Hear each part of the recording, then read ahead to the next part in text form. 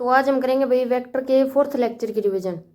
इसमें सबसे पहले तो हमने देखा कि जब हमें दो वेक्टर के बीच में एंगल निकालना होता है तब तो हम उन्हें टेल टू टेल या हेड टू हेड कनेक्ट करते हैं, लेकिन जब हमें दो वेक्टर को ऐड करना होता है तब हमें पहला वेक्टर जहाँ से ख़त्म होता है वहीं से दूसरा वेक्टर शुरू करेंगे। यानी पहले वेक्टर के हेड से दूसरे वेक्टर की टेल स्टार्ट करेंगे।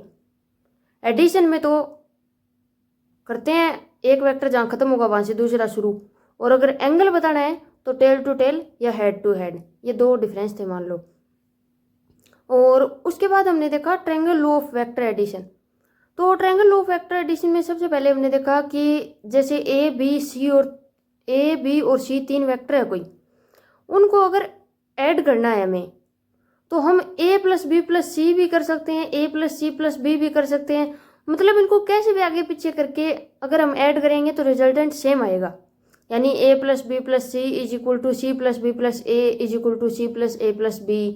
मतलब आगे पीछे करके ऐड करेंगे तो रिजल्टेंट सेम आएगा। अब दो तक अगर वेक्टर ऐड करते हैं तब तो होता है triangle law of vector addition. अगर दो से ज़्यादा वेक्टर को हमें ऐड करना है तो उसी को हम polygon law of vector addition बोल देते हैं। तरीका सेम ही होता है। और उसके बाद हमने देखा वेक्टर रोटेशन। जब हम किसी वेक्टर को रोटेट करते हैं तब उसकी डायरेक्शन चेंज होती है, मैग्नीट्यूड सेम रहता है। और अगर 360 डिग्री से रोटेट करेंगे तो डायरेक्शन और मैग्नीट्यूड दोनों सेम रहते हैं, क्योंकि वेक्टर में कोई चेंज नहीं आएगा, वापस वहीं आ जाएगा। लेकिन और 360 के अलावा कोई भी एंगल पे हम वेक्टर को रोटेट करते हैं तो मैग्नीट्यूड सेम रहता है, डायरेक्शन चेंज हो जाती है। उसके बाद हमने रिजल्टेंट का एक फॉर्मूला डिराइव किया था। जब वेक्टर को ऐड करते हैं तो जो रिजल्टेंट आता है उसका, मान लो ए और बी दो वेक्टर है और उनके बीच में थीटा एंगल है। मतलब ए और बी के बीच में थीटा एंगल है और उन दोनों वेक्टर को हमें ऐड करना है, तो उसका रिजल्टेंट यानी आर का फॉर्मूला होता है R is equal to under root A square plus B square plus 2ab cos theta. यहाँ ए स्केयर यानी ए वेक्टर के मैग्नीट्यूड का स्केयर, बी स्केयर यानी बी वेक्टर के मैग्नीट्यूड का square, 2 into magnitude of A vector 2 into magnitude of B vector into cos theta. यहाँ theta जो A और बी के बीच में एंगल था, वो ए और बी वेक्टर के बीच में जो एंगल था वो होता है यहाँ थीटा।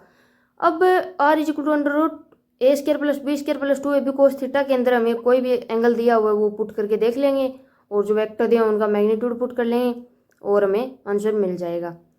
और इन वेक्टर में मैक्सिमम रिजल्टेंट कब आता है?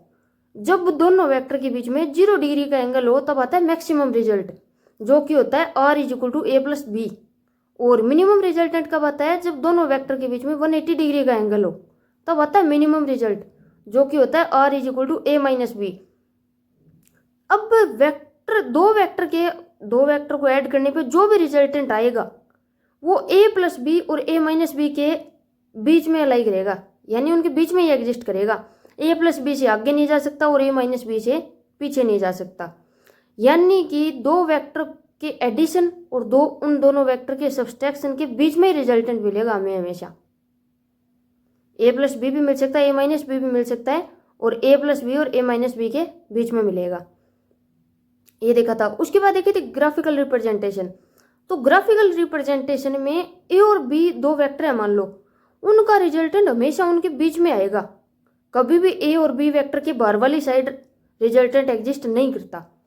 अब दोनों वेक्टर के बीच में रिजल्टेंट आएगा और रिजल्टेंट उस वेक्टर के ज़्यादा पास होगा जिसका मैग्नीट्यूड ज़्यादा है।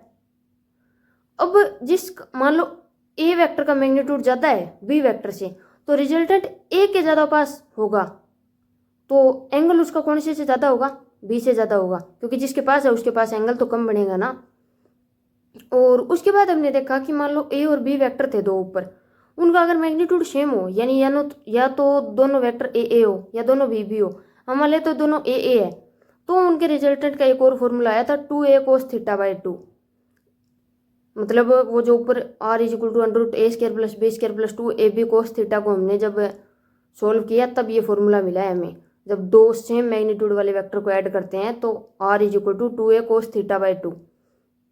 कुछ एक एग्जाम्पल थे इसके, जैसे अगर दोनों सेम मैग्नीट्यूड के वेक्टर के बीच में 0 डिग्री का एंगल है तो उनका रिजल्टेंट होगा 2a, are is equal to 2a। अगर 60 डिग्री है तो r is equal to 3a, अगर 90 डिग्री है तो r is equal to √2a, अगर 120 डिग्री का एंगल है दोनों सेम मैग्नीट्यूड के वेक्टर के बीच में तो r is equal to a, और अगर 180 डिग्री है तो r इज इक्वल टू 0। और इस लेक्चर में हमने इतना ही पढ़ा था।